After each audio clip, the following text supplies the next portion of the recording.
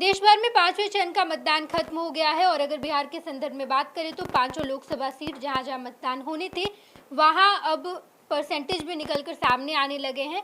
जब हम बातचीत कर रहे हैं इस वक्त तक ओवरऑल 52-53% के आसपास पहुंच गया है, लेकिन मतदान का क्या रुझान है, लोग क्या सोचकर वोट दिए, क्या मुद्दा रहा है और लोगों का रुझान किस तरफ देखने को मिला है, ये तमाम बातें हम आपको बताएंगे। मेरे साथ वरिष्ठ पत्रकार राजीव रंजन जुड़े हैं और हम हाजीपुर से शुरू करते हैं। राजीव जी, हाजीपुर रामविलास पासवान की विरासत, वहाँ पर चिराग पासवान एक तरफ, दूसरी तरफ शिवचंद्र राम, इन दोनों के टक्कर में कौन आगे बढ़ रहा दिखाई दे रहा है? ये कौन आगे बढ़ रहा है इसका नतीजा तो 4 जून को आएगा नेहा, लेकिन हम जो आज दिखा वहाँ पर चुनाव का और जो चुनाव जिन मुद्दों पर हुआ है हम उस पर बात करेंगे कि ये अभी आपने कहा कि वो रामविलास पासवान की विरासत को संभालने के लिए उनके पुत्र चिराग पासवान इस बार पहली बार हाजीपुर से चुनाव लड़ रहे हैं और मुद्दा वहाँ जो है वो मुद्दा वो वही है जो बिहार के 40 सीट पर है। वो मुद्दा है एनडीए का, वो नरेंद्र मोदी मुद्दा है। वो मुद्दा नंबर 1 भी वही है और मुद्दा नंबर 2, 3, 4 वही मुद्दा है। और नरेंद्र मोदी ने जो इस बार बिहार में जो पसीना बहाया है यह भी स्पष्ट है कि वो बिहार में जो 39 सीटों का जो उनका रिकॉर्ड था पिछले 2019 के चुनाव में, वो इस रिकॉर्ड को बरकरार रखने के लिए उन्होंने यहाँ जमकर पसीना बहाया है।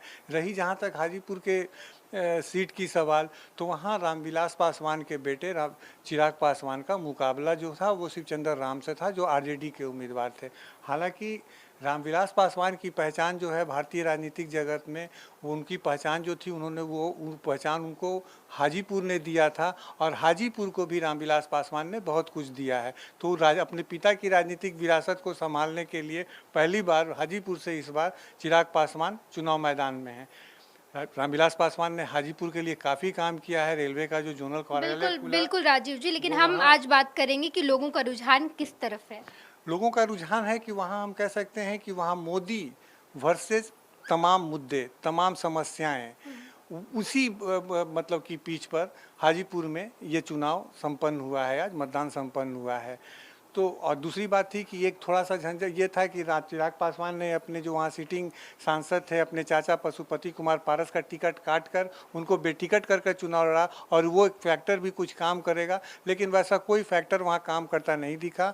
और चिराग पासवान के सामने अगर जातीय गोलबंदी वहाँ मजबूती से नहीं हुई होगी तो फिर चिराग पासवान को वहाँ से चुनाव जीतने में कोई संकोच या कोई असुविधा हमको नहीं दिखती है। कुल मिलाकर चिराग पासवान का जादू हाजीपुर में दिखता, मतलब जादू दिख रहा है वहाँ पर, और शिवचंद्र राम से आगे बढ़ते दिख रहे हैं चिराग पासवान। दूसरा लोकसभा सीट है सारण, वो सारण जहाँ पर एक तरफ रोहिणी आचार्य लालू प्रसाद यादव की चहेती बेटी, दूसरी तरफ राजीव प्रताप रूडी हैट्रिक लगाने की कोशिश में है और इन दोनों के आमने सामने की टक्कर में क्या रोहिणी ने जो रणनीति बनाई थी उस रणनीति में राजीव प्रताप रूडी फंसते नजर आ रहे हैं। सब कुछ हम जानेंगे। सारण लोकसभा सीट चलते हैं सर, वहां बताइए क्या चल रहा है इस वक्त और रोहिणी जिस तरीके की रणनीति पर उतरी थी, क्या राजीव प्रताप रूडी को वो मात दे पाई है? देखिए, सारण में इस बार स्पष्ट तौर पर जातीय गोलबंदी बहुत मजबूती से दिखी है और जो वहाँ खासकर यादव वहाँ बहुत डिसाइसिव संख्या में है तो वो यादव वोट जो था इस बार वो बहुत गोलबंद दिखा है। साथ में उसके साथ मुस्लिम वोट को अगर जोड़ दें तो ये दोनों वोट अगर मिला दिया जाए तो ये करीब 5 लाख से ऊपर हो जाते हैं, यादव और मुस्लिम वोट। अगर ये वोट वहाँ कास्ट हुआ है, अभी तक जो मतदान का जो प्रतिशत रुझान में आया है वहाँ 50% से ऊपर मतदान, 52% के करीब मतदान 5 बजे तक की हमारे पास सूचना थी। तो वो अगर वहाँ ये अगर मतदान वहाँ हुआ है तो वैसे में रोहिणी के पक्ष में वहाँ एक गोलबंदी दिखी है। जो अब ये देखना है कि वहाँ मोदी मैजिक, जो मैं अभी कह रहा था कि मोदी मैजिक हाजीपुर में है, तो मोदी मैजिक सारण में कितना कारगर होता है, यह सबसे बड़ा मतलब हम लोगों के लिए अगर सबसे बड़ी बात यह है कि वो मोदी मैजिक यहाँ सारण में काम किया है या नहीं, यह देखने वाली बात होगी। जहाँ तक रहा कि वहाँ पर रोहिणी आचार्य को लेकर के पूरे सारण में एक जो सेंटिमेंट्स होता है, एक भावना होती है कि एक बेटी अपने पिता को किडनी डोनेट की और पिता उसी किडनी के सहारे अब अपना जीवन जी रहे हैं, तो ये वहाँ बहुत प्रमुखता से था। रोहिणी को लेकर के खास करके यादव, मुस्लिम और अन्य जातियों में इस तरह की भावना थी कि वो बेटी होकर के इतना काम की है। इलाहाबाद की कुछ एंटी इनकम्बेंसी भी था राजीव प्रताप रूड़ी को लेकर के, तो राजीव प्रताप रूड़ी को लोग कर, लेकिन फिर भी उनके जो वहाँ पर राजपूत मतदाता काफ़ी संख्या में हैं, लेकिन इस बार थोड़ी देर तो जब चुनाव जैसे जैसे नज़दीक आने लगा, खास करके कहें कि मतदान के 1-2 दिन पहले, तो जो उनके स्वजातीय थे जो उनसे काफ़ी नाराज़ थे, बाद में वो बोले कि अरे कुछ भी है, वो गलती किया है तो एक बार भी मौका देंगे, इस तरह की भी बात आ रही है। लेकिन सारण में जो कंटेस्ट है, जो लड़ाई है, वो काफ़ी नज़दीकी है। हार जीत का जो भी अंतर है, लेकिन ये अंतर बहुत क्लोज होगा, बहुत क्लोज होगा, और वो हमको लगता है कि वो 1 लाख से नीचे का भी अंतर वहाँ हो सकता है। बिल्कुल, कुल मिलाकर राजीव प्रताप रूड़ी जो हैट्रिक लगाने की कोशिश में थे, वहाँ पर रोहिणी आचार्य जिस तरीके की रणनीति पर उतरी थी, जिस तरह की उन्होंने रणनीति बनाई थी, उसमें आज जो वहाँ से खबर निकल कर आई है बूथ से, वहाँ पर परसेंटेज बढ़ा है और यादव और मुसलमान की संख्या बूथ पर ज़्यादा देखी गई। वो लोग ज़्यादा वोट दे रहे हैं, अग्रेसिव दिखाई दे रहे थे, और ऐसे में रोहिणी आचार्य जिस मकसद से उतरी थी उसके वो करीब जाती दिखाई दी हैं। तीसरी बात करेंगे सीतामढ़ी, जहां एक तरफ जेडीयू के प्रत्याशी देवेश चंद्र ठाकुर और दूसरी तरफ आरजेडी के प्रत्याशी अर्जुन राय। देवेश चंद्र ठाकुर पहली बार वहां से चुनाव लड़ रहे हैं, लोकसभा का चुनाव, और दूसरी तरफ अर्जुन राय जो कि पहले वहां से सांसद रह चुके हैं, इस बार फिर से वो अपनी किस्मत आजमाने के लिए सीतामढ़ी की धरती चुने हैं।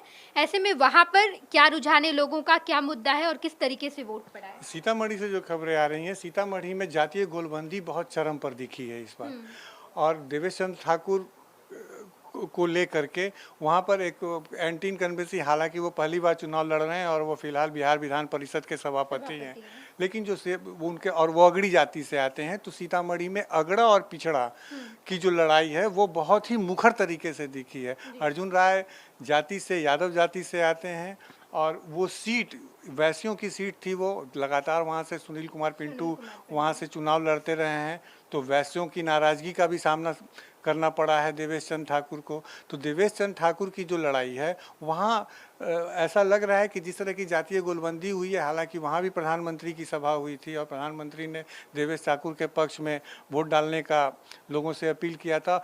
तो ये बात हम एक बात कहना चाहते हैं यहाँ कि आज जो बिहार के जिन 5 लोकसभा क्षेत्रों में जो आज मतदान हुआ है, वो 5 लोकसभा क्षेत्रों में 3 लोकसभा क्षेत्र भाजपा के उम्मीदवार वहाँ हैं, और एक पर चिराग पासवान जो लोजपा रामविलास के कैंडिडेट हैं, और एक पर जदयू के उम्मीदवार सीतामढ़ी से देवेश चंद्र ठाकुर हैं। तो ये अब जो हम आज 5वें चरण का मतदान पूरा होने का बात कर रहे हैं, तो अब जो बाकी के जो चुनाव है बिहार में, वो भाजपा की पीछ पर होनी है, क्योंकि अब हर जगह से भाजपा के कैंडिडेट अधिक होंगे। वहाँ मोदी मैजिक पर देवेश चंद्र ठाकुर को भरोसा करना होगा, इसके अलावा उनके पास और कोई चारा नहीं है कहने के लिए। और वहाँ विकास को लेकर के भी, वहाँ के पुनौरा धाम मंदिर जो सीतामढ़ी में माता सीता की जन्मस्थली है, उसके विकास को लेकर के प्रधानमंत्री ने भी बातें की, वहाँ अमित शाह ने भी इस तरह की बातें की हैं। तो देवेश चंद्र ठाकुर को सिर्फ प्रधानमंत्री नरेंद्र मोदी के मैजिक पर भरोसा है, जबकि वहाँ साफ दिख रहा है कि अर्जुन राय के पक्ष में जातीय गोलबंदी काफ़ी मुखर है, और अगर वैश्य मतदाताओं का भी साथ अगर मिलता है उनको, क्योंकि अर्जुन राय को, क्योंकि सुनील कुमार पिंटू का टिकट कटने से वहाँ के वैश्य मतदाता काफ़ी नाराज़ थे, तो अगर उनको अर्जुन राय को वैश्य मतदाताओं का समर्थन मिलता है, तो हमको लगता है कि सीतामढ़ी में देवेश चंद्र ठाकुर की राह काफ़ी मुश्किल दिख रही है। बिल्कुल, सीतामढ़ी लोकसभा सीट पर हम जब दौरा करके आए, तो वहाँ जो पता चला है जिस तरीके का रुझान है कि 50-50 पर ऐसा लग रहा है, क्योंकि अर्जुन राय की तरफ अगड़े पिछड़े की जो आप लड़ाई बता रहे हैं वो तो है ही, लेकिन देवेश चंद्र ठाकुर को लेकर एक ऐसा भी माहौल बन गया है कि लोग जो पिछड़ी जाति के लोग हैं वो थोड़ा हिचक रहे हैं उधर जाने, अपना वोट उधर देने से। और जी राजीव जी बिल्कुल आप सही कह रही हैं। मैं देवेश चंद्र ठाकुर जब मैं गया था सीतामढ़ी, तो मैं उनके घर पर भी गया था, उनसे मैंने बात की थी, तो उनके जो ड्राइंग रूम में जिस तरह के शर्त लगाए हुए थे जो लोग उनसे मिलने आते थे, और उनके ड्राइंग रूम में जिस तरह की बातें लिखी हुई थी, वो भी मुझे बड़ा अटपटा लगा कि यहाँ पर पैर न छुएं, पहले जूता चप्पल बाहर खोल कर आएँ। तो जब हमने वहाँ के लोगों से बात की, और ख़ासकर वैश्य समुदाय के लोगों से, तो वो भी इस चीज़ की चर्चा कर रहे थे कि वो जाति से ब्राह्मण हैं, और वो इतने जब भी अपने घर में लोगों से मिलते हैं तो उनके पीछे इतनी शर्तें लगा देते हैं कि वो इस दरवाजे से जाएं, उस दरवाजे से जाएं, यहाँ बैठें, वहाँ ना बैठें। तो इसको लेकर के भी देवेश चंद्र ठाकुर को लेकर के जो वहाँ पर सीतामढ़ी के जो स्थानीय लोग हैं, और ख़ासकर वैश्य समुदाय, पिछड़ा वर्ग, जिसको हम कहेंगे कि उसमें यादव और मुसलमान वोटर थे, उनके मुंह से हमने ये बातें सुनी थी। तो हमको लगता है कि देवेश चंद्र ठाकुर के लिए वहाँ अगर जातीय गोलबंदी अगर वहाँ बहुत स्पष्ट रूप से गोलबंद होती है तो देवेश चंद्र ठाकुर के लिए संसद का रास्ता इस बार मुश्किल हो सकता है। बिल्कुल, हम आगे बढ़ते हैं, मुजफ्फरपुर की तरफ जाएंगे। राजभूषण चौधरी और अजय निषाद, एक तरफ बीजेपी के कैंडिडेट राजभूषण चौधरी और दूसरी तरफ अजय निषाद कांग्रेस के कैंडिडेट है। इन दोनों के बीच का टक्कर क्या लग रहा है, लोग किस तरफ बढ़ रहे हैं? ये दो निषादों की लड़ाई है वहाँ पर। और अजय निषाद जो है वो उनके पिता कैप्टन जयनारायण निषाद मुजफ्फरपुर से पहले सांसद रह चुके हैं और वो केंद्र में मंत्री भी रहे हैं और भाजपा के वो काफ़ी वेटरन नेता में उनकी गिनती होती है। और हम बताएं कि 2019 का चुनाव अजय निषाद भाजपा के टिकट पर लड़के गए थे, लेकिन जब भाजपा ने इस बार उनको बेटिकट कर दिया तो उन्होंने पाला बदल के कांग्रेस के टिकट पर वो मैदान में है। तो और मुजफ्फरपुर वो लोकसभा क्षेत्र है जो इन 5 क्षेत्रों की हम बात कर रहे हैं, वहाँ सबसे ज़्यादा मतदान इस बार देखने को मिला है। तो एक ये मतदान का प्रतिशत बता रहा है कि वहाँ अगर मतदान का प्रतिशत पिछले लोकसभा चुनाव से बढ़ा है अगर, तो ये किसके पक्ष में गया है। वहाँ भी लड़ाई बहुत नज़दीकी लड़ाई है। और अगर मतदान का प्रतिशत बढ़ता है तो हमको लगता है कि अजय निषाद का पलड़ा वहाँ भारी हो सकता है। अभी फाइनल रुझान अभी आना बाकी है, मतदान का टोटल प्रतिशत अभी चुनाव आयोग से मिलना बाकी है। तो ये देखने वाली बात होती है। मधुबनी की तरफ जाएंगे, जहाँ एक तरफ अशोक यादव बीजेपी के कैंडिडेट और दूसरी तरफ अली अशरफ फातमी आरजेडी के कैंडिडेट। अशोक यादव की बात की जाए तो वो पहले भी वहाँ के सांसद हैं और इस बार जब वो फिर से बीजेपी ने उन्हें टिकट दिया है तो अली अशरफ फातमी से उनकी टक्कर हुई है। और ऐसे में क्या लग रहा है, लोग किस तरफ हैं? देखिए, अली अशरफ फातमी अभी जेडीयू में थे। उनका जब उनको वहाँ से टिकट, जब जेडीयू ने उनका टिकट नहीं दिया तो उन्होंने पाला बदल के आरजेडी को ज्वाइन किया और आरजेडी ज्वाइन करने के बाद उनको आरजेडी ने वहाँ मधुबनी से उनको अपना उम्मीदवार बनाया। यहाँ पर थोड़ा सा मामला उलट जाता है कि वहाँ जो अशोक यादव जाति से आते हैं तो वहाँ MY समीकरण का जो सेट करने की जो कोशिश की गई थी वो वहाँ बढ़ता हुआ दिख रहा है। अशोक यादव के पिता भी मधुबनी से सांसद रह चुके थे, हुकुमदेव नारायण यादव, वो भी केंद्र में मंत्री थे। तो ऐसे में अब ये वहाँ पर होगा और वहाँ बहुत सारी समस्याएं हैं। वो मधुबनी एक ऐसा मतलब लोकसभा क्षेत्र है जो हर साल बाढ़ की विभीषिका से उसका सामना होता है, वहाँ पलायन भी बहुत ज़्यादा है।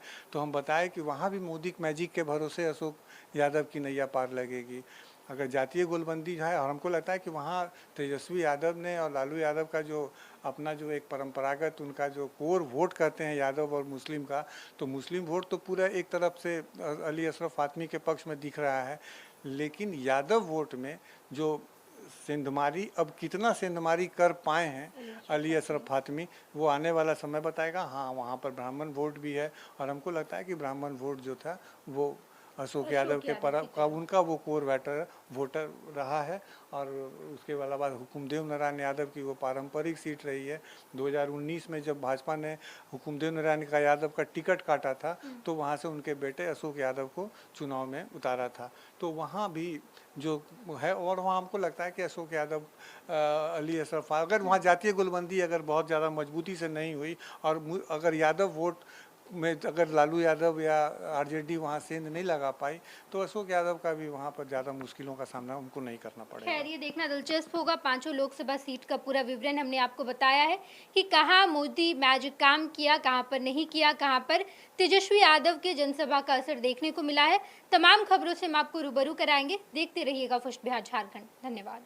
26 वर्षों में 17,000 से अधिक डॉक्टर बना चुका बिहार एवं झारखंड के छात्रों एवं अभिभावकों के बीच सर्वाधिक विश्वसनीय एवं लोकप्रिय संस्थान गोल, नेशंस लीडिंग इंस्टीट्यूट।